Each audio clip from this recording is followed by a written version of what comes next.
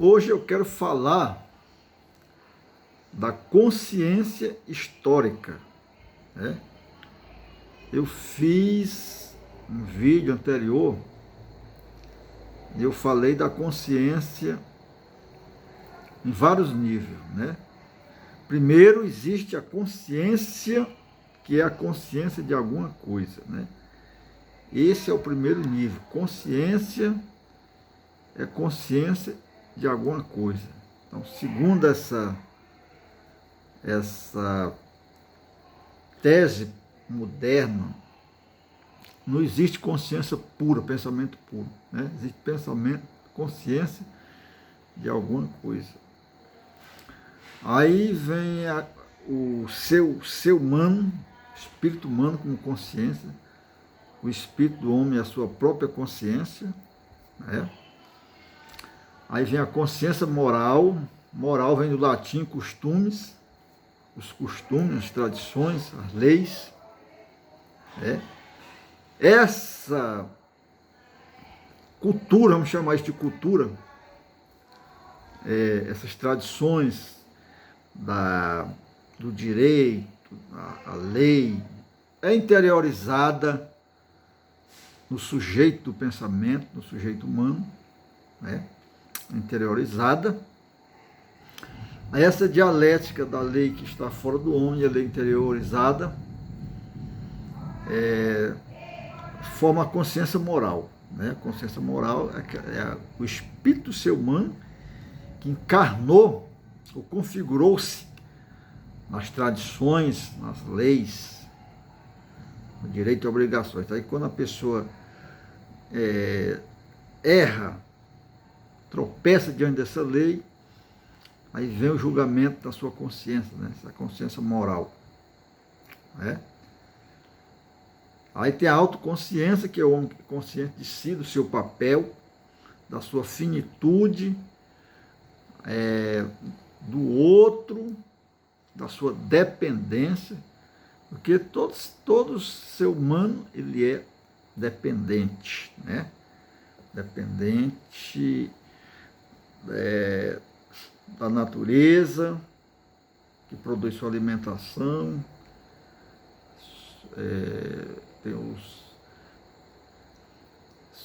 dependente do outro, né? O homem se projeta por meio do outro. Então aí tem essa autoconsciência, consciente da sua finitude, da sua mortalidade, etc, etc. Então agora eu quero falar da consciência histórica, né? Essa consciência histórica, ela ganhou sua afirmação na modernidade, né? Na modernidade. E na modernidade, ela, segundo os teóricos do pensamento, a modernidade, ela começou com René Descartes, né? Porque René Descartes, ele é o pai daquela famosa frase, Cogito ergo sum, penso logo existo, né? Aí disse que se podia duvidar de tudo, mas a pessoa duvidando tinha consciência que existia. Então o cogito, o pensamento do sujeito humano, era a base, aí começou a se tornar como a base de fundamentação para qualquer teoria do conhecimento, né? Então, o ser humano ficou com o fundamento do conhecimento. Não era mais a coisa, o objeto, a natureza, que era de capital importância para o pensamento, mas o sujeito que pensava, fazia reflexão, e ficou como fundamento do pensamento. Então isso aí é chamado uma transposição, né? Uma revolução copérnica, né? que o lugar do conhecimento saiu do objeto para o sujeito, ficou condicionado ao sujeito. Aí isso foi mais desenvolvido com Kant, né? O Kant. Então tem que o conhecimento ficar dependente do sujeito. Aí Descartes ele criou o método da dúvida, se duvidar de tudo, fazer um apoquê, botar em parente tudo aquilo que se dizia, né? E julgar de acordo com o pensamento, com a razão. Então, de maneira que o conhecimento, o objeto ficou condicionado mais ou menos ao sujeito. Então, houve uma mudança de paradigma, mudança de método. Então, o conhecimento ficou dependente, mais fundamentado do próprio ser humano, né? Então, com isso aí, veio a chamada virada da modernidade, saiu da chamada era pré-moderna para a modernidade, né? Isso são os teóricos do pensamento que afirmam isso que eu estou falando, né? Então agora eu quero falar da consciência histórica, né? A consciência histórica, ela está no historicismo, né? Quer dizer o seguinte, né? Segundo eles, o homem é condicionado, segundo o historicismo, né, que o homem é o intérprete. O homem é o intérprete da realidade, da natureza, tanto da natureza empírica como da natureza humana. Então, o homem é esse intérprete, certo? Então, as verdades que o homem elaborou são interpretação que o homem faz da natureza, da realidade, da natureza como da realidade social. Então, o homem é esse intérprete. Dentro dessa experiência, dessa vivência, o homem faz suas interpretações da natureza, criar lei, etc., né? Então, isso faz parte da imanência, né? Da imanência. Está tudo condicionado aqui na naturalidade, né? Então, essa consciência histórica, que está baseada, podemos dizer, ou corrobora com a teoria da evolução, diz que o ser humano, o espírito humano, ele está condicionado à sua evolução histórica, né? Então, o que quer dizer isso?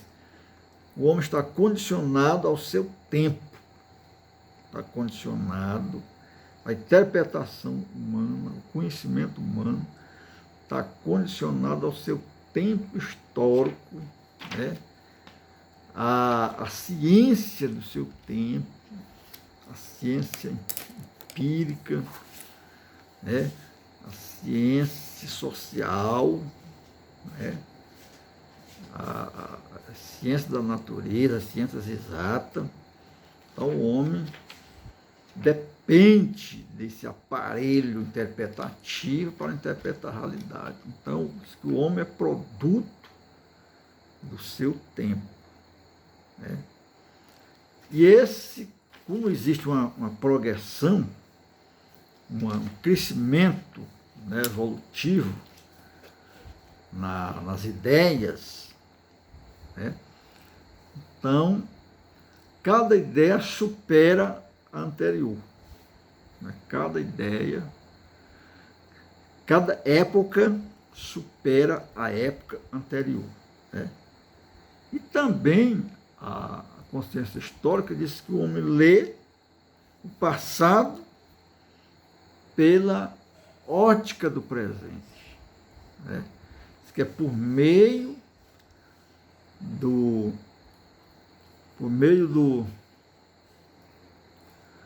da ótica dos aparelhos interpretativos do presente, que é a chamada pré-compreensão, é que o homem faz a leitura do passado. Né?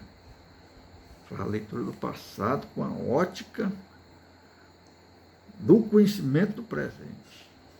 E assim sucessivamente. Então, segundo a consciência histórica, não existe uma verdade absoluta, uma verdade eterna. Né? As verdades são adquiridas no tempo. Né? Claro que não está se falando aqui da verdade matemática, física. Claro que essas leis matemáticas vão se tornando mais transparentes, mais conhecidas, na proporção que o homem vai decorrendo seu dever histórico. Né? Então, essa consciência histórica, segundo essa consciência histórica, não existe um conhecimento absoluto. Né? Aqui não está se falando de Deus necessariamente, não. Não está se falando de Deus necessariamente, está falando no próprio espírito humano. No próprio espírito humano. Então vamos excluir Deus dessa reflexão, assim, no sentido de querer condicionar Deus. Não, Deus é do lado de fora. Apesar da consciência histórica pagã, que não teme a Deus, querer incluir Deus nessa consciência histórica. Então, mas essa consciência histórica é uma reflexão mais sobre o próprio homem, sobre a capacidade humana. Né? Então, quer dizer, cada época o homem está condicionado à sua época, à sua localização social. Né?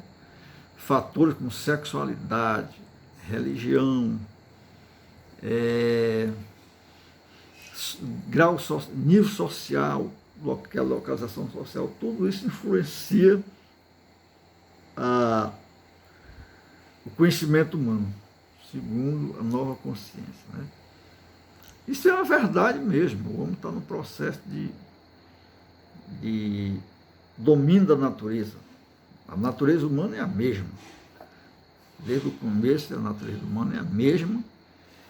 Mas isso não tem implicações para a fé. Não há nenhuma implicação para o homem que tem um contato com Deus vivo. Estou falando aqui dentro da religião cristã, tem um contato com Deus, isso não tem nenhuma implicação. Por quê? Porque a fé cristã, ela é um relacionamento espiritual de Deus com o ser humano. Né? Então, é um relacionamento espiritual. O homem, o cristão, ele é orientado pela palavra de Deus, que é a revelação, interpretado pelo Espírito Santo, que é Deus, por meio da igreja. Né? O Karl Barth, ele foi um teólogo, que ele, na teologia trinitária dele, ele dizia que ele partiu da própria teologia trinitária para fazer sua dogmática. Né? Então, ele partiu do pressuposto seguinte: Deus se revela. Deus se revela. Essa revelação é o próprio Deus. Deus revela a si mesmo. Né? E essa compreensibilidade da salvação é o próprio Deus que realiza, que é o Espírito Santo. Então o Pai se revela no Filho e é compreendido no Espírito Santo. Então, para nós da fé, a consciência histórica não tem nenhuma problemática para a nossa fé em Deus, não tem nada a ver. A nossa comunhão é com o Espírito vivo e eterno que se manifestou por meio do Espírito Santo, através dos profetas, né? E por ultimamente em Jesus Cristo. Então, Deus, ele revelou-se a si mesmo e nos transmitiu a sua lei, que é um reflexo da sua santidade, né? Uma fidelidade a Deus, uma norma de vida orientada por essa revelação e a prática da fé. Então, a consciência histórica, ela não é pedra de tropeço para a fé autêntica, de jeito nenhum. Né? Agora, para a pessoa que não acredita no Deus trino, não acredita no Deus criador, eterno, aí é pedra de tropeço. Acreditar na teoria da evolução, etc, etc. Mas para o fiel mesmo em Jesus Cristo, que tem comunhão com Deus, não é nem uma pedra de tropeço. Então, eu espero ter contribuído com esse conceito de consciência histórica. Né? Essa consciência histórica quer dizer que o ser humano ele é condicionado pelo tempo, pela ciência do seu tempo, pela visão do seu mundo, e isso está em camadas sucessivas de evolução. Não tem nenhum problema para a fé.